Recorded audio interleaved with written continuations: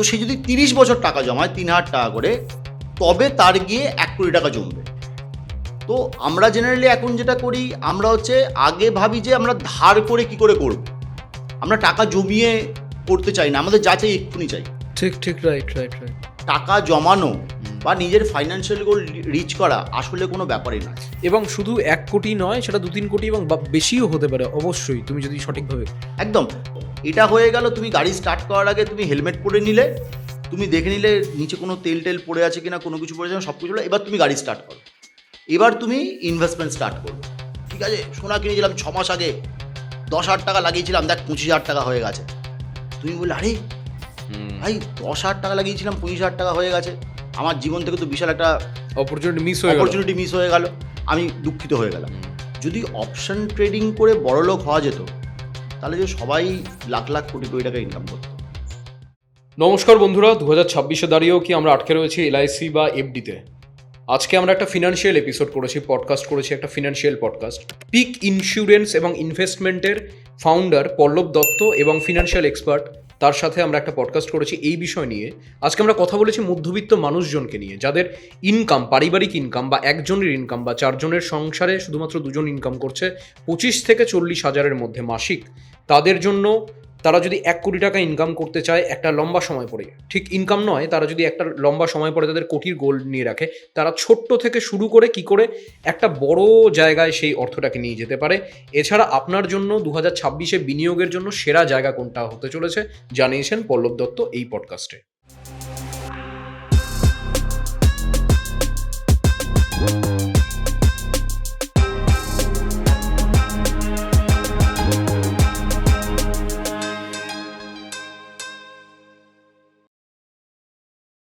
পল্লবদা, কেমন আছো? তোমার সাথে আমাদের প্রথম বসা। আমি ভেবেছিলাম যে 2026 শুরু হচ্ছে, সাধারণ মানুষ বা মধ্যবিত্ত, আমি আজকে খুব একটা, যারা উচ্চবিত্ত আমরা বলি তথাকথিত সমাজে, তাদের নিয়ে খুব একটা কথা বলবো না। সাধারণ মানুষ বা মধ্যবিত্ত, তাদের জন্য একটা সেশন করতে চলেছি যে ফিনান্সিয়ালি তারা কি করতে পারে, তাদের চোখের সামনে তারা 2026-এ নতুনভাবে তাদের অর্থনৈতিক ব্যবস্থাটাকে কিভাবে তারা প্ল্যান করতে পারে, এই সমস্ত কিছু নিয়ে। আমার তোমার কাছে প্রথম প্রশ্ন থাকবে যে 2026 সালে এসেও বাঙালি মানেই আমরা বুঝি এফডি, এলআইসি, এই দুটো জিনিস। এইটা কোথাও গিয়ে কি আমাদের পিছিয়ে রাখছে বাকিদের থেকে, বা অর্থনৈতিকভাবে আমরা ততটা গ্রো করতে পারছি না? হ্যাঁ, তো বেসিক্যালি ব্যাপার হলো যে যে কোনো ফাইন্যান্সিয়াল ইনস্ট্রুমেন্ট একটা টুল, যেটা থ্রু দিয়ে আমি আমার ফাইন্যান্সিয়াল গোলে পৌঁছাচ্ছি, মানে টাকা জমাচ্ছি কোনো কিছু খরচা করার জন্য। তো ধরো আমি এখান থেকে আন্দামান যাব, তো আন্দামান যেতে গেলে আমাকে ফ্লাইট নিতে হবে না, আমি তো আর হেঁটে হেঁটে পৌঁছতে পারবো না, বা ট্রেনে পৌঁছতে পারবো না। তো যদি আমার এফডি রিলেটেড কোনো ইনভেস্টমেন্ট আমি করছি, তাহলে এফডির জন্য যে ফাইন্যান্সিয়াল গোলটা আমার আছে, সেটা এফডির সাথে যদি সমান মাপের সামঞ্জস্যপূর্ণ হয়, তাহলে এফডি ঠিক আছে। আচ্ছা, ধরো আমার 1 বছর পরে কোনো একটা টাকা দরকার, তো আমি 1 বছরের জন্য এফডি করতেই পারি, সেটা ঠিক। ওকে। কিন্তু যদি আমার কোনো টাকা 15 বছর পর দরকার, সেটা এফডিতে রাখা ভুল। রাইট, ঠিক আছে। তেমনভাবে এলআইসি হচ্ছে তোমার লাইফ ইন্স্যুরেন্স, মানে ওখানে তোমার যদি কোনো সমস্যা হয়, তোমার ফ্যামিলির সুবিধার্থে তুমি ওটা করছো। কিন্তু তোমার যদি ফাইন্যান্সিয়াল গোল কিছু হয়, যেটা তোমার 10 বছর 15 বছর পরে তোমার কোনো ফাইন্যান্সিয়াল গোল আছে, তো তুমি ওই এলআইসির ইনভেস্টমেন্টটা করে কি তুমি ওই ফাইন্যান্সিয়াল গোলটায় পৌঁছতে পারবে, সেটা তোমায় ক্যালকুলেট করতে হবে। তো আমাদের যেরকম ফাইন্যান্সিয়াল গোল হবে, আমাদের গাড়িটা সেই রকম চড়তে হবে, মানে যে গাড়ি করে আমি পৌঁছতে পারবো আমার ডেস্টিনেশনে, আমাকে সেই গাড়িটা নিতে হবে। কোনো ইনস্ট্রুমেন্টই ভালো খারাপ এরম বলে কিছু নেই, তবে আমাদের যে ফাইন্যান্সিয়াল গোল সেই অনুযায়ী গাড়ি চাপতে হবে। বুঝতে পেরেছি। আমি তোমাকে একটা কথা বলি, মানে আমরা এফডি, আমার বাবাও যখন বলে যে একটা এলআইসি করে রাখ, এবং হয়তো করে রেখেছে, এবং সেই জায়গা থেকে তো এফডি এলআইসি ছাড়া কি অপশন রয়েছে? মানে আমি মিউচুয়াল ফান্ড বা এসআইপিতে এখনই যাচ্ছি না, এছাড়া কি আর কিছু, মানে এটা কি সবচেয়ে সেফ আমি বলছি, মানে ইন টার্মস অফ, দেখো এফডি আমরা ব্যাংকে করছি, তো ব্যাংকিং সিস্টেম তো সেফ। আজকের দিনে এরকম কিছু হওয়ার চান্স খুবই কম যে ব্যাংকিং সিস্টেম কোলাপস করে যাবে। তো ব্যাংকিং সিস্টেম কোলাপস করে গেলে হয়তো এফডি টাকাও চলে যাবে, সেক্ষেত্রে ইকোনমিও ভেঙে গেছে। রাইট। তো সেক্ষেত্রে সেটা কোনো ইয়ে হয় না। হ্যাঁ, তো এলআইসির ক্ষেত্রেও তাই, হুম। লাইফ ইন্স্যুরেন্স একটা এরকম ইনস্ট্রুমেন্ট যে ইনস্ট্রুমেন্টটা কোলাপস করে যাবে না। হুম, ঠিক আছে, এবার ঘটনা হলো যে রিস্ক তুমি যেটা বলছো না, হুম, হুম, রিস্ক দু রকম হয়। হুম, একটা হচ্ছে যে আমার টাকাটা পুরোটা চলে যাবে, তার রিস্ক, যে আমার টাকাটা যে ইনভেস্টমেন্ট করলাম সেই টাকাটা পুরো চলেই গেল, আমি দেখতেই পেলাম না। ঠিক আছে, যেটা জুয়া খেললে হয়। রাইট, ঠিক আছে, যে আমি টাকা লাগালাম কোনো জায়গায়, ড্রিম ইলেভেন চলতো আগে, যে আমি টাকা লাগালাম, টাকার এগেনস্টে কিছু পাবো না, হয়তো চলে যাবে। ঠিক আছে, তো একটা এটা রিস্ক যে পুরো ফুল লস হয়ে গেল। আর একটা রিস্ক থাকে যে রিয়েল রিটার্ন যেটা থাকছে, মানে আমি টাকাটা দেখছি আমার গ্রো করছে, কিন্তু যতটুকু টাকা গ্রো করলো তার তুলনায় আমার খরচাটা বেড়ে গেছে বেশি। ঠিক। তো রিস্ক দুটো হতে পারে, একটা হচ্ছে পুরো টাকা লস, আর একটা হচ্ছে রিয়েল রিটার্নের লস, যে আমার মনে হচ্ছে আমার 100 টাকাটা বেড়ে 110 টাকা হলো, কিন্তু যে জিনিসটা আমি কিনতে গেছিলাম সেই জিনিসটার দাম 120 টাকা হয়ে গেছে। তো ওটা খুঁড়োর কলের মতো, ওটা আমার যে জিনিসটা কিনতেছে সেটা আমার আগে আগে চলে যাচ্ছে। তো লস দুটো হতে পারে। তো এই ব্যাংকিং বা এলআইসি তুমি যেটা বলছো, সেখানে সমস্যা যেটা হয় যে এরা আমাদের ইনফ্লেশন অ্যাডজাস্টেড রিটার্ন দিতে পারে না জেনারেলি। ওকে। তো আমি যে জিনিসটা কিনছি আজকে, সেটার দাম তো 2 বছর পরে বাড়বে। 2 বছর পরে তো বাড়বে। তো আমি টাকাটা যেখানে রাখছি সেই টাকাটা ওই বাড়া দামটা আমাকে দিতে পারবে। Right, right. তো সেটা সাধারণত সম্ভব হয় না এই ইনস্ট্রুমেন্টগুলোর ক্ষেত্রে। আমরা না আজকে মানে তোমাকেও যেটা বলছিলাম যে আমরা কথা বলতে বসেছি, একদম আমি একটা পরিবারের কথা বলছি, ধরে নিচ্ছি সেখানে বাবা মা রয়েছে, স্বামী স্ত্রী রয়েছে। কোনো পরিবারের মিলিত ইনকাম ধরো 40,000 টাকা বা 30,000 টাকা, 4 জন বা 5 জনের সংসার, বা 3 জন মানুষের সংসার, বা 2 জন মানুষের সংসার। আমি বলছি যাদের 25,000, ধরো 2 জন ইনকাম করছে, স্বামী স্ত্রী উভয় ইনকাম করছে, এবং খুব সামান্য অর্থ তারা ইনকাম করছে, বা নিজেদের প্রচেষ্টা যতটা হচ্ছে ততটা ইনকাম করছে, এবং 30-40,000 সম্পূর্ণ তাদের প্রত্যেক মাসিক ইনকাম। এখন কি সম্ভব, আমি বলছি যে তাদের মাথায় রয়েছে একটা টাইম পরে আমি কোটি টাকার বা একটা সার্টেন অ্যামাউন্টের ব্যারিয়ারটাকে ছুবো, বা কোটিপতি আমি হতে চাই, এবং খুব ডিসিপ্লিনড ওয়েতে সম্ভব হলেও সেটা কিভাবে, যারা ধরো এই 25 থেকে 40-এর ব্র্যাকেটে মাসিক ইনকাম রয়েছে। এবং তুমি শুধু কোটি টাকার নিরিখে আমাকে বলো না, তুমি আমাকে এই নিরিখেও বলো তাদের জন্য সবচেয়ে স্মার্ট স্ট্র্যাটেজি কি হতে চলেছে, তুমি এটা ভেঙে আমাকে বলো। দেখো, প্রথম সমস্যা যেটা হয় যে টাকা পয়সা বেশি রোজগার কম রোজগার, এটা তো রিলেটিভ ব্যাপার। ঠিক আছে, রাইট, রাইট। মানে ধরো কারুর কাছে 50,000 টাকা কম মনে হতে পারে, কারুর কাছে আবার মনে হতে পারে 20,000 টাকা বেশি বেশি। ঠিক, ঠিক আছে, কেউ 5 লাখ টাকা রোজগার করেও খুশি নয়। ঠিক আছে, তো যেটা করতে হয় প্রথমে একটা বাজেটিং করা দরকার। ঠিক আছে, যে আমার কতটুকু রোজগার, তার এগেনস্টে আমার কি কি খরচা আছে না আছে সেটা আমার বাজেটিং করতে হয়। আজকের দিনে সমস্যা যেটা হয় যে আমরা টাকা পেয়ে বা টাকা পাবার আগেই আমরা খরচার হিসেবটা করে রাখি। যেটা করতে হবে, বাজেটিংটা করতে হবে ঠিকঠাক করে। যেটা আমরা করি জেনারেলি, আগে আমরা খরচার হিসেবগুলো করে নিই, যে টাকা আসছে 30,000 টাকা, আমার স্যালারি ঢুকলো, স্যালারি ঢুকতেই আমার এই খরচা হয়ে যাবে, সেগুলো আমার বেরিয়ে চলে গেল, আমি কিন্তু জানি না কোথায় খরচা বেরিয়ে যাচ্ছে। 15 তারিখ 20 তারিখের পর দেখছি আমার হাতে আর টাকা নেই, যেটা জেনারেলি হয়। রাইট। তো সমস্যা হচ্ছে যে আমাদের দাদু বাবা এরা যারা করতেন, এনারা কি করতেন যে যখনই টাকা আসতো না, দেখবে খামে করে করে ওনারা টাকা রেখে দিতেন, যেটা ইলেকট্রিকের জন্য এই খরচা, এটা গ্যাসের জন্য খরচা, এটা তোর লেখাপড়ার জন্য খরচা, এটা তোর টিউশনের জন্য খরচা। তো ওনারা বাজেটিংটা করতে পারতেন, আমরা বাজেটিংটা করতে পারি না, সমস্যা এখানেই হয়ে যায়। তো তুমি যেটা বলছো যে কিভাবে আমরা একটা ফ্যামিলি 30,000 টাকা বা 25 থেকে 40-এর ব্র্যাকেটে, 25 থেকে 40-এর ব্র্যাকেটে, ঠিক আছে, তো ধরো 25 থেকে 40-এর ব্র্যাকেটে যদি একটা ফ্যামিলির রোজগার হয়, তো আমি মাসে 3,000 টাকা সরিয়ে রাখতে পারি কি? অবশ্যই পারি, চাইলে। 3,000 টাকা মানে 25,000-এর ধরো 10%, 2,500 টাকা হচ্ছে 12% টাকা। 40,000 টাকা হলেও সেটা লেস দ্যান 10%। তো আমি ধরে নিচ্ছি 3,000 টাকাকেও সরিয়ে রাখছে। ঠিক আছে, তো একটা ফ্যামিলির যদি এই অ্যামাউন্টের ইনকাম করছে, আমি ধরে নিচ্ছি তাদের একটা বয়সও ধরে নিচ্ছি 30। ঠিক আছে, তো 30 বছরের যদি একটা কাপল এইভাবে টাকা জমানো শুরু করে 3,000 টাকা দিয়ে, তো সে যদি 30 বছর টাকা জমায় 3,000 টাকা করে, তবে তার গিয়ে 1 কোটি টাকা জমবে। এটা হলো একটা উপায়। তাহলে তার 30 বছর থেকে শুরু করছে, 60 বছর মানে রিটায়ারমেন্ট চলে আসছে, ইভেন আজকের দিনে রিটায়ারমেন্ট তার চেয়েও কম বয়সে রিটায়ার করে দিতে হয়। 50-এর পরে 50-55-এর পরে বেসিক্যালি চাকরি আর করা সম্ভব নয় প্রাইভেট সেক্টরে। তো এক্ষেত্রে উপায় কি? এক্ষেত্রে উপায় হচ্ছে যে আমাদের যেমন ইনকাম বাড়ে তার সাথে যদি আমরা ইনভেস্টমেন্টটাও বাড়াই। ঠিক, মানে আমি বলছি যার 40 ইনকাম ছিল 5 বছর পরে সেটা 40 থাকবে না, আমরা ধরতে পারি কিছুটা বাড়ছে অবশ্যই, এবং তুমি বলছো সেখানে ওইটাকেও বাড়াতে। একদম। আমি এরকম একটা সহজ অঙ্কতে ফেলে দিচ্ছি। হ্যাঁ, ধরো 3,000 টাকা করে কেউ জমাতে শুরু করলো, ঠিক আছে? এবার তাহলে তার 1 কোটি যেতে 30 বছর লাগছিল। এবার ধরো সে যদি এইভাবে টাকাটা জমায় যে আমি প্রত্যেক বছর ভাই 1,000 টাকা করে বাড়াবো। ঠিক ঠিক ঠিক ঠিক 1,000 টাকা, আমি 1,000 টাকাই বলে দিলাম, মানে তার প্রথম বছরের স্যালারি আছে ধরো 30,000 টাকা, পরের বছরে তার গিয়ে রোজগার বেড়ে হয়ে গেল 40,000 টাকা। আমি বলছি না তাকে 2-3 হাজার টাকা 4,000 টাকা বাড়াতে, আমি বলছি 1,000 টাকা করে বাড়াও।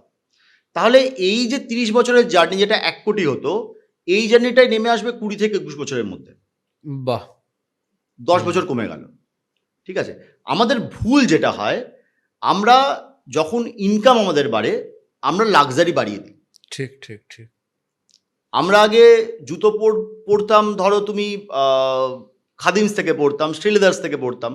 আজকে আমরা জুতো কিনতে গেলে নাইকি, অ্যাডিডাস কিনছি।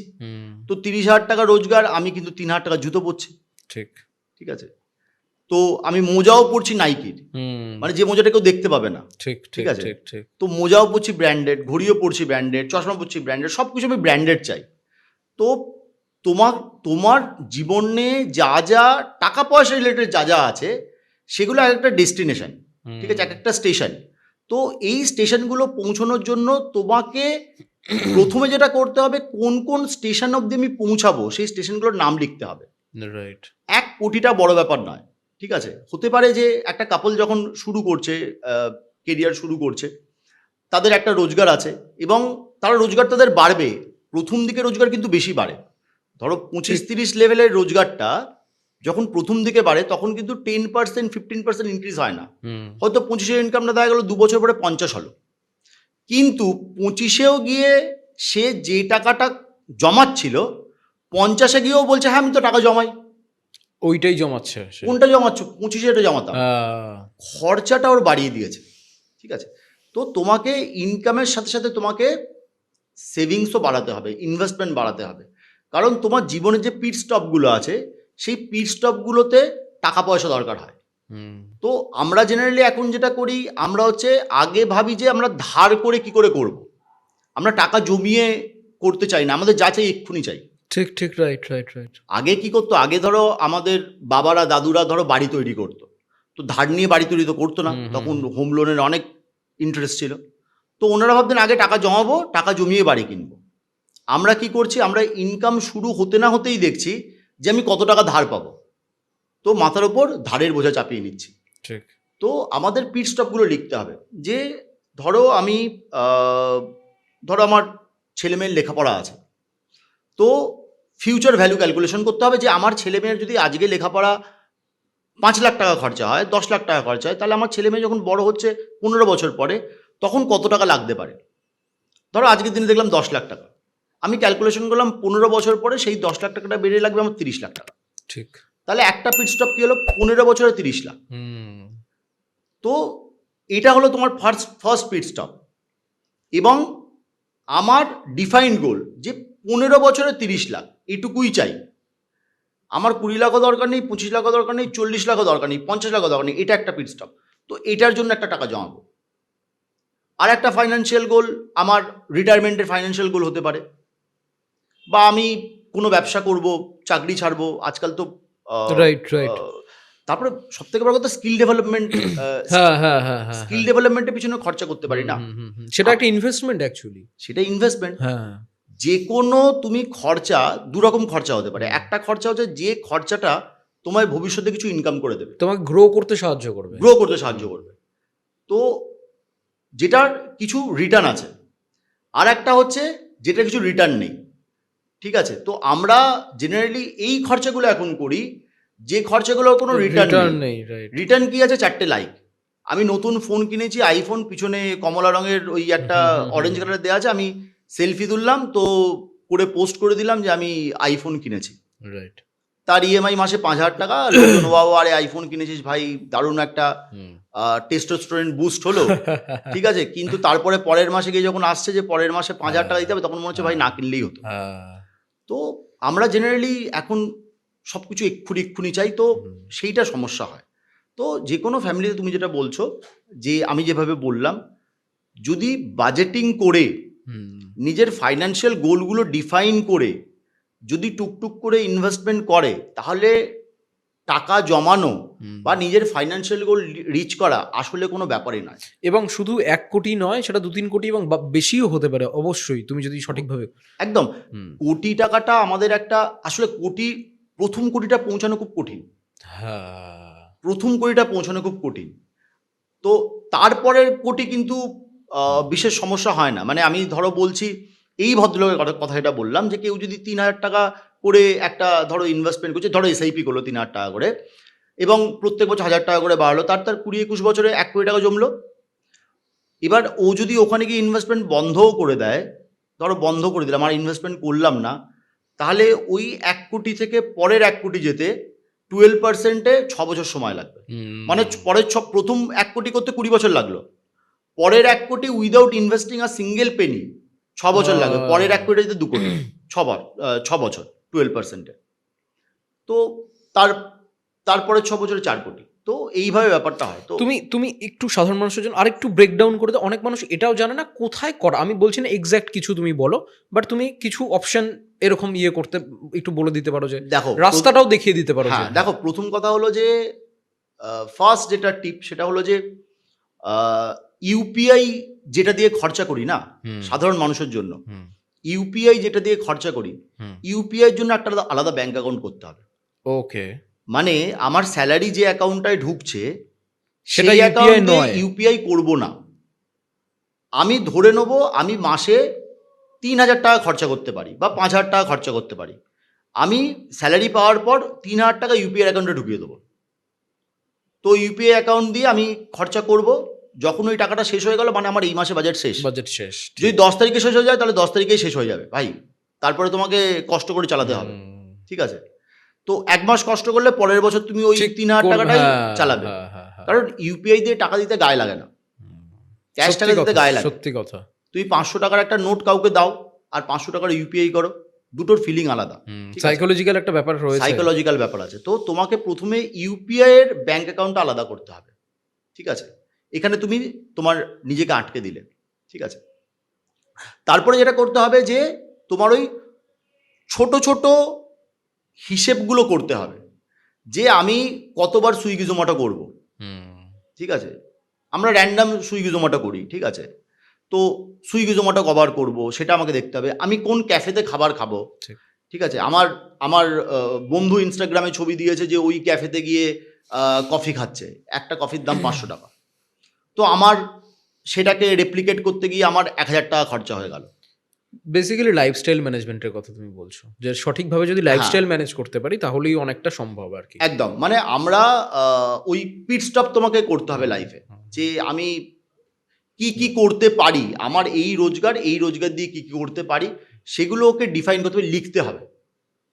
লিখলেই 1 মাসে যদি লিখি আমি যে আমার কোথায় কোথায় কত টাকা খরচা হচ্ছে, তাহলে পরের মাসে আমি সেটা নিয়ে আবার বসতে পারবো। আমরা বেসিক্যালি লিখি না, আমরা মানে যা মনে হচ্ছে, যখন মনে হচ্ছে খরচা করে দিচ্ছি। তুমি এই 3,000 টাকা ইনভেস্ট করার কথা বললে, বা যে অ্যামাউন্টটা বলছো, এটা কোথায় গিয়ে ইনভেস্ট করবে তারা? অনেকে এটাও একটা প্রশ্ন রয়েছে। দেখো প্রথম কথা হচ্ছে যে বেসিক কয়েকটা জিনিস লাগে। একটা হচ্ছে যে প্রথম লাগে হচ্ছে তোমার লাইফ ইন্স্যুরেন্স। ধরো একটা ফ্যামিলিতে হাজবেন্ড ওয়াইফ দুজন মিলে রোজগার করছে, ঠিক আছে? তো দুজনের রোজগারের ওপর সংসার চলছে। তো আমি যে রোজগারটা করছি, আমি তো আমি রোজগারটা করে দিচ্ছি, যদি আমার কিছু হয়ে যায় তাহলে আমার ফ্যামিলির খরচাটা তো লাগবে, আমার বাচ্চার লেখাপড়ার খরচা লাগবে, আমি একটা ফ্ল্যাট কিনেছি, ফ্ল্যাটের ইএমআই চলছে, ইএমআই লাগবে, মানে বাকিরা তো আমার জন্য বসে থাকবে না যে কি আছে, টাকাগুলো লাগবে। তো যেটা করতে হবে, আমার যা যা লায়াবিলিটিস আছে, সেটা ইএমআই হোক, সেটা বাচ্চার লেখাপড়া হোক, সেটা আমার ওয়াইফের বা আমার ফ্যামিলির যাদের বাকিরা আছে তারা কতদিন খরচাটা তাদের চালাতে পারবে, সেরকম একটা হিসেব করতে হবে তাকে। হিসেব করে নিয়ে সেই অ্যামাউন্টে তাকে একটা লাইফ ইন্স্যুরেন্স নিতে হবে, ফার্স্ট। তো লাইফ ইন্স্যুরেন্স মানে আমি বলছি এখানে টার্ম ইন্স্যুরেন্স, ওকে। ঠিক আছে, একদম কম পয়সার টার্ম ইন্স্যুরেন্স, যে ভাই আমি বেঁচে আছি তো আমি করে দিচ্ছি, যদি আমার কিছু কিছু হয়ে যায়, হ্যাঁ। হয়ে যায় তাহলে আমার ফ্যামিলি ফাইন্যান্সিয়াল লসটা আমার ফ্যামিলির হবে না, ঠিক আছে।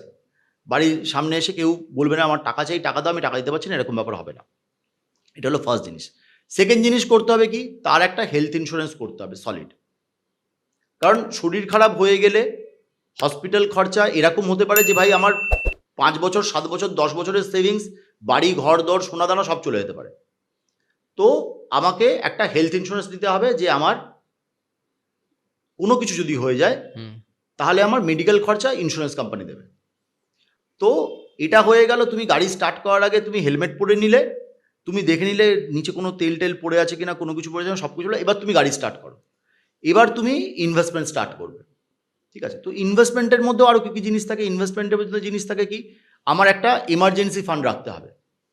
এমার্জেন্সি ফান্ড হচ্ছে আমি যদি জব করি, আমার যদি মান্থলি একটা কোনো ইনকাম থাকে, যদি আমার 6 মাসের ইনকাম যদি আমার না থাকে, কোনো সময় যদি আমার ইনকাম স্টপ হয়ে যায়, আমার চাকরি চলে গেল বা জবের কোনো প্রবলেম হলো, কোভিডের মতো কিছু একটা এসে গেল, ঠিক আছে, যে 1 মাস 1.5 মাস 2 মাস কাজ নেই, তাতে আমার যদি টেনশন না হয়, ঠিক আছে।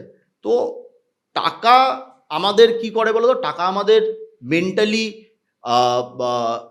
শান্ত হতে সাহায্য করে। মানে টাকা যদি আমার অ্যাকাউন্টে থাকে, আমি যদি জানি, তাহলে আমি দেখবে আমার নিশ্চিন্তে থাকতে পারি, সব কিছু ভালো লাগে তখন, ঠিক আছে।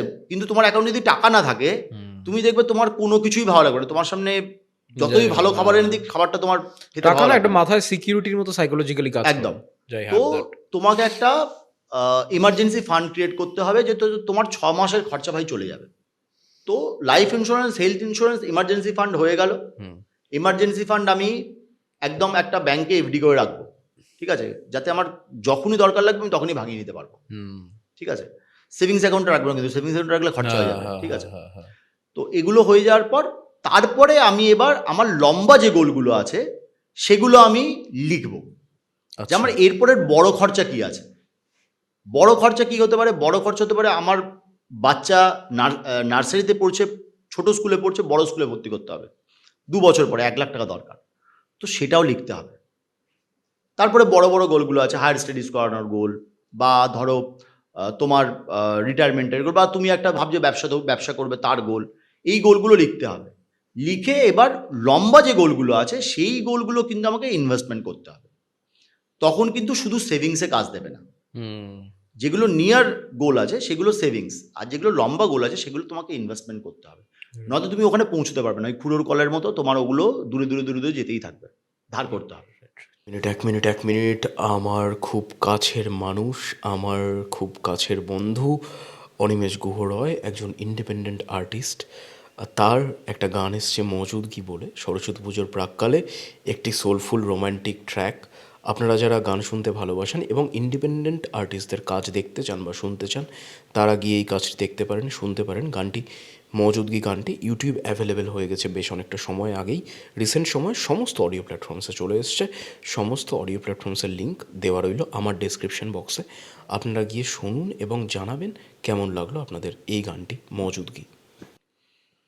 এবার আমি তাহলে একটু অন্য প্রশ্নে চলে আসি, সেটা হচ্ছে যারা ধরো মানে তোমার এসআইপি থেকে শুরু করে মিউচুয়াল ফান্ড বা শেয়ার মার্কেটের মতো বিষয়েও ইনভেস্ট করছে, তাদের একটা না আমরা সবসময় দেখি মার্কেট ক্র্যাশ করলে টাকা তুলে নেওয়ার একটা ভাবনা, এইটাকে থেকে কি করে আটকানো যাবে, বা এই ভয়টা থেকে কি করে ইয়ে করা যাবে?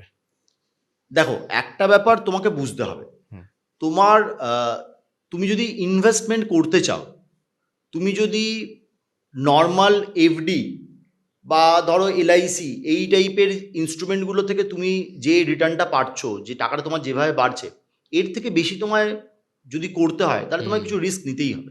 আচ্ছা, ঠিক আছে। রিস্ক হচ্ছে তোমার টাকাটা শর্ট টার্মে নেগেটিভ হতে পারে। হ্যাঁ, কিন্তু যখন বাড়বে অনেকটা বাড়বে।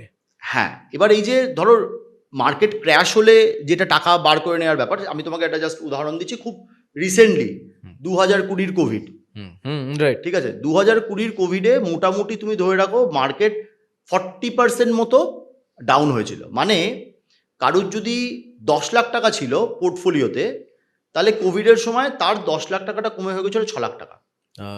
ঠিক আছে, এবার এটা টেম্পোরারি লস, মার্কেট ক্র্যাশ করে গেছে। এবার এখানে আমার অপশন কি হচ্ছে, আমার 10 লাখ টাকা 6 লাখ হয়ে গেছে, আমি আর লস করব না, আমি টাকা বার করে নেব। ঠিক আছে, আমি আর এক্সট্রা লস নেব না, কারণ আমি ভাবছি এটা আমার আরো নামতে পারে। হ্যাঁ, আরো নামতে পারে, রাইট। তো আমি 6 লাখ টাকা তুলে নিলাম, তো ওটা হলো আমার পার্মানেন্ট লস।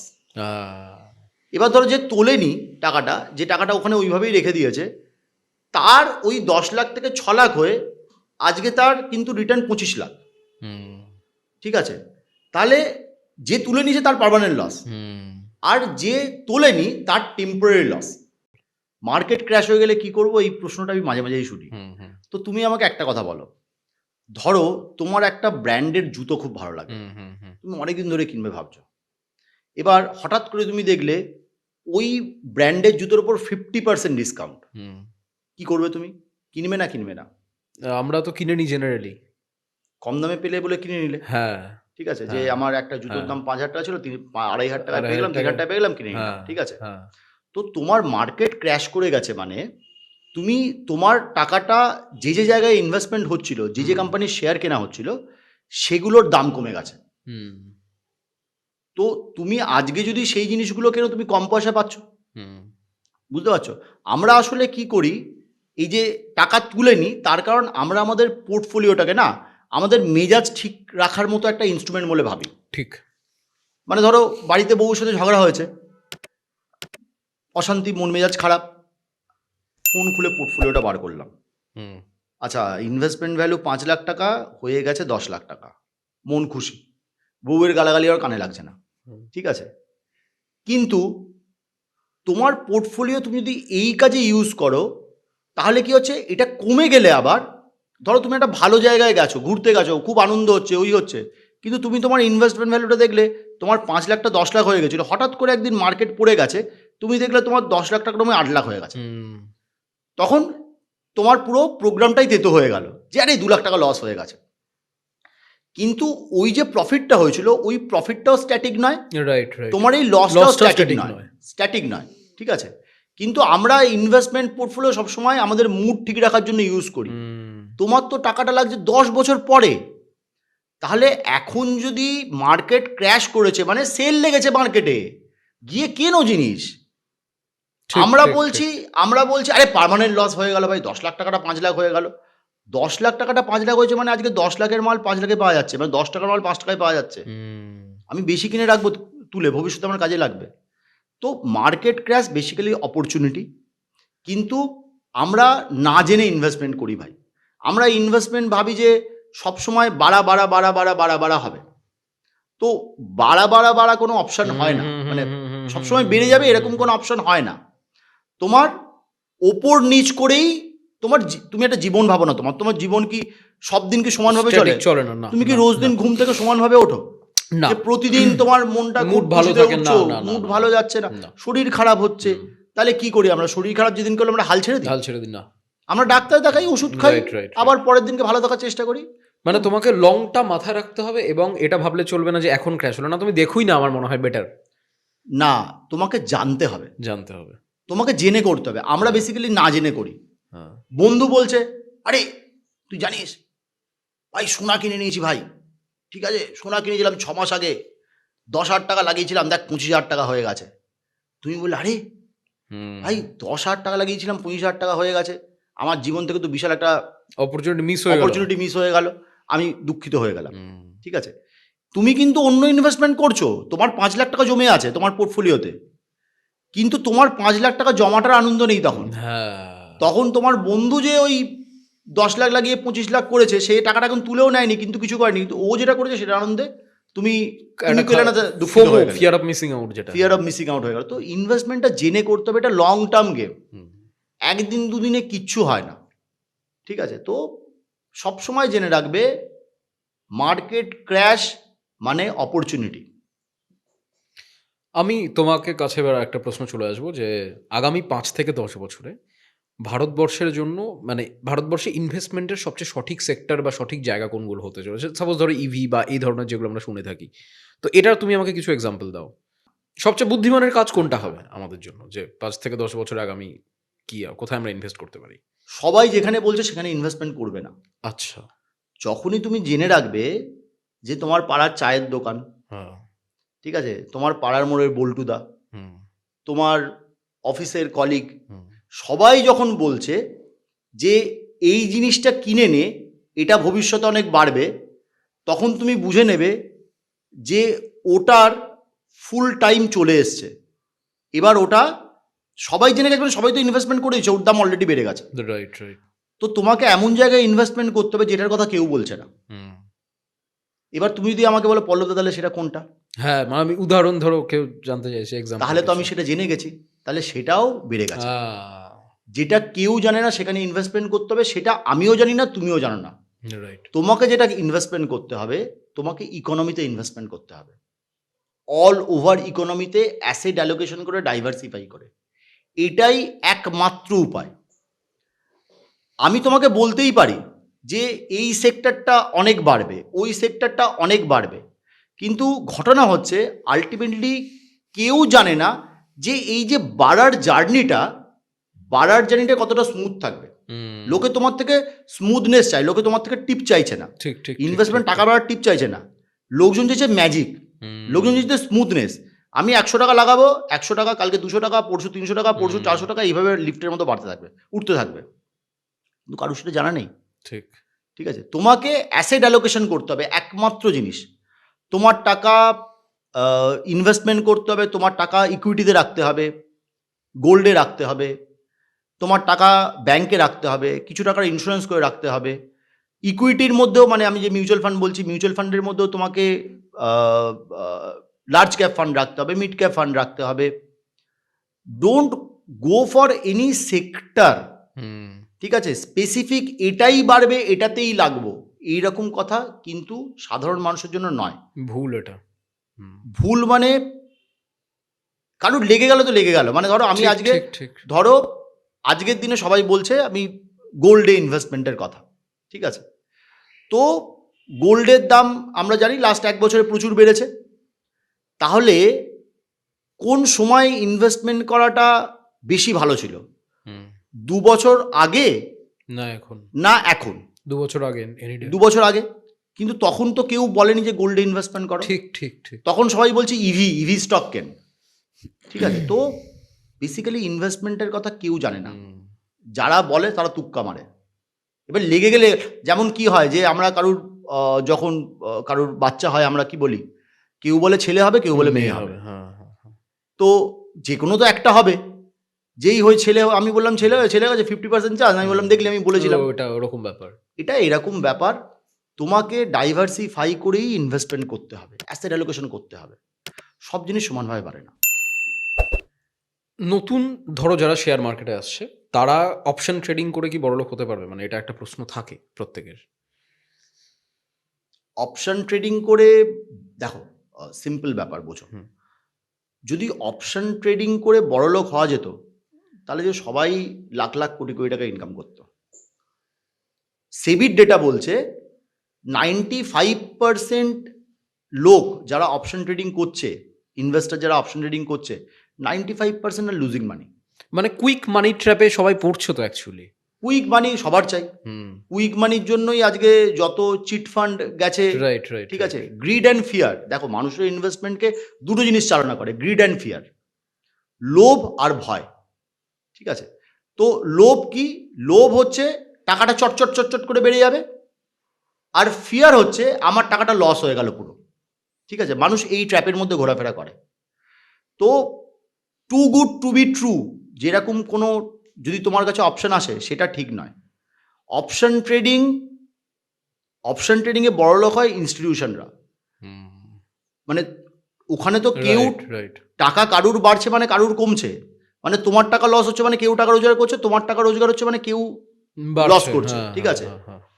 তো অপশন ট্রেডিং আমি তো একদম মানে যদি তুমি ফার্স্ট টাইম ইনভেস্টর হও মানে, তাহলে আমি তো একদম না করব। এই কারণে যে ভাবো তুমি যদি গাড়ি চালাতে চাও, তুমি গাড়ি চালাতে শিখবে কোন গাড়িতে? তুমি ফেরারি কিনে গাড়ি চালানো শিখবে? না, একেবারেই নয়। নর্মাল কোনো, হ্যাঁ তুমি নর্মাল একটা গাড়িতে গাড়ি চালানো শিখবে, পাশে একটা লোক বসে থাকবে, সে বলবে যে আস্তে আস্তে আস্তে আস্তে চালা, তার পায়ে ব্রেক থাকবে, তুমি ব্রেক না মারতে হলে সে মেরে দেবে। ঠিক ঠিক। তো অপশন ট্রেডিং তো ফেরারি হয়ে গেল, তুমি ফেরারিতে গাড়ি চালানো শিখছো ভাই, অ্যাক্সিডেন্ট হতে বাধ্য। রাইট। ঠিক আছে, আমি তোমার ব্যক্তিগত একটা ফিনান্সিয়াল ইয়েতে চলে আসবো এবার। তুমি এখন ব্যক্তিগতভাবে কোথায় ইনভেস্ট করছো এবং তোমার পোর্টফোলিওতে এই মুহূর্তে গোল্ডের গুরুত্ব, সোনার গুরুত্ব কতটা? দেখো আমি ব্যক্তিগতভাবে আমার এসআইপি চলে। ওকে। ঠিক আছে, আমি আমার ইনভেস্টমেন্ট বেসিক্যালি দেখি না কোনো, আমার ইনভেস্টমেন্ট চলে, আমার কিছু অ্যাসেট অ্যালোকেশন ফান্ডে ইনভেস্টমেন্ট আছে। অ্যাসেট অ্যালোকেশন ফান্ড কি হয়, যে ফান্ডগুলো গোল্ড, সিলভার, ইকুইটি, ডেট সব জায়গায় ইনভেস্টমেন্ট করে। মানে ওখানে তোমাকে আলাদাভাবে গোল্ড কিনতে হচ্ছে না, ওখানে তোমার ফান্ডই সিলেক্ট করে দিচ্ছে যে তুমি কোথায় কত টাকা রাখবে। তাও আমার কিছু অ্যাসেট অ্যালোকেশন ফান্ডে ইনভেস্টমেন্ট চলে বহু বছর ধরে। তো আমার পোর্টফোলিও, আমার শুধু একটা জিনিস আমি মেনটেন করি, যেটা হলো যে যখন সবাই খুব হাই হাই করে, আরে দাদা আমার টাকাটা কমে গেছে, টাকাটা কমে গেছে, তখন আমার কাছে কিছু এক্সট্রা টাকা দিলে আমি টাকা ঢুকিয়ে দিই। এটা হচ্ছে আমার ইনভেস্টমেন্ট স্ট্র্যাটেজি, কারণ আমার তো কালকে টাকা দরকার নেই, রাইট। আমার ইমার্জেন্সি ফান্ড তৈরি করা আছে। রাইট। ঠিক আছে, আর আমার লং টার্ম গোল, আমি জানি আমার কত বছর পরে কত টাকা লাগবে। আমার সিম্পল এসআইপি, আর মার্কেট চললে, মার্কেট যখন চলে না, সবাই যখন কান্নাকাটি করছে, সবাই বলছে যে ইন্ডিয়ান ইকোনমি খারাপ হয়ে গেছে, এই হয়ে গেছে, ওই হয়ে গেছে, তখন আমি টাকা একটু কিছু এক্সট্রা থাকলে ইনভেস্টমেন্ট করে দিই, এক্সট্রা টাকা উপর দিয়ে ঢুকিয়ে দিই, ব্যাস এতটুকু। আমি ভাই শান্তিপূর্ণ লোক, আমি অত মাথা ফাথা খাটাতে যাই না। কারণ একটা, তুমি জানো এই যে সারা পৃথিবীর শ্রেষ্ঠ ইনভেস্টর কে, ওয়ারেন বাফেট। হ্যাঁ। তো ওনার যে বার্কশায়ার হ্যাথওয়ে, তো ওই বার্কশায়ার হ্যাথওয়ের তুমি উনি যে এত টাকা জমিয়েছেন, এত টাকা উনি করেছেন, ওই টাকাটার উনি কত টাকা সিএজিআর এ টাকা জমিয়েছেন তুমি জানো? আমার মনে হচ্ছে যতদূর ওটা মোটামুটি ধরো 17-18% হবে, 17-18% সিএজিআর। তো পৃথিবীর শ্রেষ্ঠ ইনভেস্টার, সে পৃথিবীর শ্রেষ্ঠ, তার অ্যাসেট তৈরি হচ্ছে 17-18%-এ। তো আমার পোর্টফোলিও, আমি ইনভেস্টমেন্ট করছি, আমার মোর দ্যান 15% আছে, আমাকে উনি সেখানে পুরো মাথা খাটিয়ে 17-18% করছেন, আর আমি ঘুমিয়ে ঘুমিয়ে আমার পোর্টফোলিও 15% ওপর আছে এসআইপি করে। তো আমি কোনটা করব? আমি ভাই শান্তিপূর্ণ লোক, এক্স্যাক্টলি। আমি অশান্তি চাই না। আমি তো খুব লাফালাফি করে ওনার থেকে বেশি হতে পারবো না। তো উনি যদি 17-18% পান, আমি কিছু না করে 15% আমি খুশি, আমার টাকা অন্য লোক ম্যানেজ করছে। আমি গোল্ডের ইয়েটা জানতে চাইবো তোমার কাছে, মানে তোমার পোর্টফোলিওতে গোল্ড আমি আলাদাভাবে ইনভেস্টমেন্ট কোনোদিনও করি না। আচ্ছা। আমার অ্যাসেট অ্যালোকেশন ফান্ড আছে। অ্যাসেট অ্যালোকেশন ফান্ড আমি তোকে যেটা বলছি, হ্যাঁ, ধরো তুমি একটা জায়গায় টাকা রাখছো 100 টাকা, তুমি গোল্ড ইনভেস্টমেন্ট খুব একটা না, গোল্ড ইনভেস্টমেন্ট করি থ্রু অ্যাসেট অ্যালোকেশন ফান্ড। ওকে। আলাদা করে আমি গোল্ড ইনভেস্টমেন্ট করি না। আচ্ছা। আমি অ্যাসেট অ্যালোকেশন ফান্ডের থ্রুয়ে গোল্ড ইনভেস্টমেন্ট করি। ওকে। ঠিক আছে, কারণ সেখানে ধরো তোমার 100 টাকা যাচ্ছে, 100 টাকার মধ্যে 20 টাকা সোনা কেনা হচ্ছে, আমি আলাদাভাবে সোনা কিনছি না। তবে সোনা যখন তোমার কিনতে হবে, সোনার ক্ষেত্রে আমি তোমাকে বলছি, সোনা যদি তুমি ইনভেস্টমেন্ট করতে চাও সোনায়, তাহলে দুভাবে ইনভেস্টমেন্ট করা যায়, একটা ফিজিক্যাল গোল্ড, একটা ডিজিটাল গোল্ড। ওকে, ঠিক আছে। তো ফিজিক্যাল গোল্ড কি, আমার গয়না, সোনার গয়না টয়না, এগুলো ফিজিক্যাল গোল্ড। বা তুমি সোনার কিছু বিস্কিট কিনলে, বা সোনা 2 গ্রাম 4 গ্রাম সোনা কিনলে, ঠিক আছে। তো আমি সাজেস্ট করব, যদি ইনভেস্টমেন্ট পারপাসে করতে হয়, তাহলে সবসময় ডিজিটাল গোল্ড কেনা ভালো। ডিজিটাল গোল্ড মানে হচ্ছে আমি থ্রু ইটিএফ বা through gold mutual fund investment করব। ঠিক আছে। সুবিধা কি, প্রথম কথা হলো ফিজিক্যাল গোল্ড কিনতে গেলে, তুমি যদি সোনার গয়না টয়না কিনতে হয়, তাহলে তোমার তার একটা মিনিমাম দাম থাকে। আজকের দিনে 20-25 হাজার টাকা, 30 হাজার টাকা, 50 হাজার টাকা নিচে তুমি কিচ্ছু পাবে না। ঠিক আছে। তারপরে তার মজুরি আছে। ঠিক আছে। তো সেখানে ডিজিটাল গোল্ড কী করবে, খুব কম পয়সা দিয়ে তুমি তোমার যত টাকা দরকার, তুমি সেই টাকার গোল্ড কিনতে পারছো, এবং তুমি বেচতেও পারছো, সেখানে তোমার কোনো ইমোশন জড়িয়ে নেই। ঠিক আছে। তো আজকের দিনে তুমি ভাবো যে কেউ যদি ইনভেস্টমেন্ট করে, কারুর যদি ধরো 100 টাকা ইনভেস্টমেন্ট করে, সে 10 টাকা থেকে 20 টাকা গোল্ডে ইনভেস্টমেন্ট করতে পারে। আমি অ্যাসেট অ্যালোকেশন ফান্ডের থ্রু দিয়ে করি, সেটা তুমি নিজে করতে ডাইরেক্ট পারো, গোল্ড হ্যাঁ, ফান্ডেও gold করতে fund পারো, এও করতে বোথ পারো। আর মোটামুটি সেমই আর কি। তোমার কাছে আমার লাস্ট একটা প্রশ্নের মানে ইয়ে থাকবে যে অনেকে এই মুহূর্তে বলছে যে রিয়েল এস্টেট আর সেফ ইনভেস্টমেন্ট নয়, বা রিয়েল এস্টেট আর অতটা লাভ নেই, বা জমি কেনা বেচায় কোনো ইয়ে নেই। এটার সাথে তুমি কি সহমত, বা কি তোমার মতামত এটা নিয়ে? দেখো আমি তোমায় বলছি, যে কোন না, আমি আমি এটাতে এইরকম সহমত নয়, মানে আমি Okay. তোমাকে একটুখানি ডিটেল একটু হুম, হুম, হুম, খুলে হুম, ব্যাপারটা হুম, হুম, বলছি।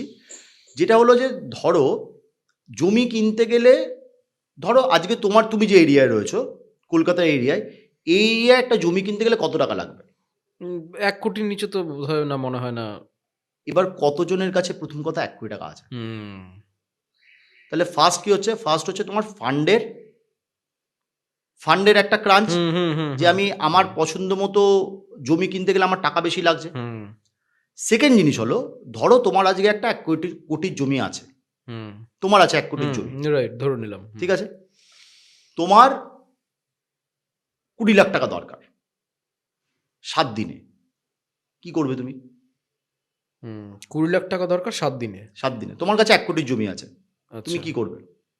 না তো বিক্রি করার একটা চিন্তা ভাবনা যদি কারো চলে আসে, এটাই তো মোস্টলি মানুষ করবে হয়তো। তো তোমাকে খদ্দের খুঁজতে হবে। হুম, এবার তুমি কি 1 কোটির জমির মধ্যে থেকে 20% একটা টুকরো বিক্রি করতে পারবে, না পুরো এক না, কোটি জমি না, বিক্রি করতে হবে? না, না, না, হ্যাঁ, পুরোটা তো বিক্রি করা ওই মুহূর্তে ধরো সম্ভব নাও হতে পারে অনেক সময়। নাও হতে পারে। হ্যাঁ, প্রথম কথা হলো তোমাকে বায়ার খুঁজতে হবে। হুম, তুমি যেটা যেটা একটা বলতে লং চাইছো, টার্ম প্রসেস। আমাকে বায়ার খুঁজতে হবে। তো 1 কোটির জমি হুম, বায়ার খুঁজতে তোমার 6 মাস সময় লাগবে। হুম, সেকেন্ড থিং, তোমার যদি বায়ার পেয়েও যাও, হুম, তোমার দরকারে যদি জমি বিক্রি করতে হয়, হুম, তাহলে 1 কোটির জমি তুমি 1 কোটি দাম পাবে? না, না, মার্কেট না, ভ্যালু 1 কোটি থাকলে না, জমির দাম তুমি তখনই পাবে যখন তোমার বেচার দরকার নেই, অন্য লোকের জমিটা দরকার। ঠিক, ঠিক, ঠিক, ঠিক পয়েন্ট, রাইট, রাইট, রাইট। জমি সবসময় ডিমান্ডের ওপর করে। এবার ধরো কারোর ওর পাশে একটা কিছু বানিয়েছে, তার ওই জমিটা চাই, তখন তোমার 1 কোটি তুমি 1.5 কোটিতেও বিক্রি করতে পারবে। কিন্তু যদি তোমার দরকার হয়, তাহলে তোমার 1 কোটি জমি হয়তো 50 লাখে বেচতে হবে, ঠিক আছে। সেকেন্ড, তুমি ভেঙে বেচতে পারবে না। ঠিক, ঠিক, ঠিক, ঠিক। 1 কোটির জমি তুমি ভেঙে বেচতে পারবে না। তোমার 1 কোটির জমি তোমার 5 লাখ দরকার, কি করবে তুমি? না, ওটা তো হবে না, ওইটুকু জমি হবে না। রাইট, হ্যাঁ। কিন্তু হ্যাঁ, তোমার তোমার অনেক জমি রয়েছে, মানে বিশাল একটা এরিয়া জুড়ে রয়েছে, সেখান থেকে কেউ সেখান সেটা থেকে আলাদা তুমি ব্যাপার বেচতে হয়ে পারো। গেল, হ্যাঁ। কিন্তু আমরা আজকে সাধারণ মানুষদের যাদের হ্যাঁ, কথা বলছি, হ্যাঁ, হ্যাঁ, হ্যাঁ। তাদের জন্য এটা নয়। তাদের জন্য এটা নয়, right. ঠিক আছে। সেই জন্য জমির বেচা কেনাটা আজকের দিনে কর্পোরেটদের হাতে চলে গেছে। হুম। সাধারণ মানুষদের জন্য জমি Is not আজকাল হ্যাঁ, অপশানই নয়। option আমরা নয়। যেটা ভাবি, আমাদের দাদু ঠাকুরদার আমলে যেহেতু জমি একটা অপশন ছিল, তারা জমি কিনতেন, হুম, হুম, তখন জমির দাম ছিল না। হুম, হুম, হুম, মানে জমি এজ অ্যাসেট ক্লাস তখন মানে right, ছিল না। right, লোকের right. বাড়ি হতো বড় বড়, হুম, হুম, এত বড় একটা ঘর, আর দেখতে না তুমি একটা বাড়ির মধ্যে দালানি এত বড়, হুম, যেখানে কেউ থাকছেই না। তো আজকে সেই দালানি একটা ফ্ল্যাট উঠে যাচ্ছে। হুম, তো জমি সাধারণ মানুষদের জন্য নয়। জমি নিয়ে তুমি যদি কোনোদিন কথা বলতে চাও, হুম। মানে এই যে মানে এটা কতটা ভালো কতটা খারাপ, কিভাবে ইনভেস্টমেন্ট করা যায়, এটা একটা পুরো একটা মানে আলাদা আলাদাভাবেই কথা বলা যায়। হ্যাঁ, হ্যাঁ, হ্যাঁ। তবে আমরা আজকে যাদের নিয়ে কথা বলছি, হুম, হুম, হুম, হুম। তাদের জন্য এইটা, এটা হ্যাঁ, অপশন নয়। আমরা মোটামুটি পডকাস্টে মানুষ আমার মনে হয় অনেক কিছু জানতে পারলাম। আমরা একটা শেষ মুহূর্তে পৌঁছলাম। আমি তোমার কাছে এবার একটা শর্ট এবং শার্প কিছু প্রশ্ন রয়েছে আমার, তুমি এটার উত্তর দেবে আমাকে। হুম হুম আমি এক লাইনের উত্তর তুমি আমাকে দেবে। এফডি না mutual fund? Mutual fund. Bitcoin কি জুয়া না ভবিষ্যৎ? ঠিকঠাক করতে পারলে হুম। ভবিষ্যতে কাজ দেবে। প্রথম উপার্জনের কত শতাংশ জমানো উচিত? যদি ফার্স্ট টাইম ইনভেস্টমেন্ট করছে একদম একটা সাধারণ ছেলে বা মেয়ে, হুম, তাহলে ইনকামের শুরুতে অ্যাটলিস্ট 25 to 30%। ওকে। প্রথম সবচেয়ে বড় ফিনান্সিয়াল মিথ বা ভুল ধারণা কোনটা? আমি সব কিছু জানি। হ্যাঁ, আমি ফিনান্সিয়ালি সবটাই বুঝতে পারছি বা জানি। আমি সব জানি। হ্যাঁ, আসল এটা উল্টোভাবে বললে, হ্যাঁ, যে আমাকে প্রতিদিন শিখতে হবে, রাইট। আমাকে প্রতিদিন শিখতে হবে, আমাকে নিজের ওপর অ্যাপ্লাই করতে হবে। আমি কিছু জানি না, এটা বুঝতে হবে। বিনিয়োগ শুরু করার সেরা বয়স কোনটি? যেদিন থেকে তোমার ইনকাম ইনকাম শুরু হচ্ছে, রাইট। ইভেন 100 টাকা পারলে 100 টাকাও জমাও, 100 টাকা 200 টাকা 500 টাকা যা পারবে জমাও। টাকা সরিয়ে রাখা হচ্ছে একটা অভ্যাস। হুম, তোমাকে এই অভ্যাসটা করতে হবে। হুম। আজকের দিনে টাকা খরচা করাটা তোমার অভ্যাস হয়ে গেছে, কিন্তু টাকা সরিয়ে রাখাটা তোমার অভ্যাস, সেই অভ্যাসটা করতে হবে ব্যাস। পল্লবদা, আমাদের পডকাস্ট মোটামুটি শেষ। তোমার কেমন লাগলো? প্রথমত অসংখ্য ধন্যবাদ, তুমি আজকে এলে এবং আমার মনে হয় এটা প্রচণ্ড হেল্পফুল হবে মানুষের জন্য। তোমার কেমন লাগলো? আমার আমার খুবই ভালো লেগেছে। আমার এই টাকা পয়সা নিয়ে কথা বলতে ভালো লাগে, কারণ টাকা পয়সাটা বেসিক্যালি আমাদের আগেকার যুগে একটা ব্যাপার ছিল, ট্যাবু ছিল। রাইট। টাকা পয়সা নিয়ে আমরা কথাই বলতাম না, ঠিক আছে? কিন্তু আজকের দিনে যে জায়গায় আমরা চলে এসেছি, এখানে টাকা পয়সা নিয়ে কথা বলা খুব দরকার।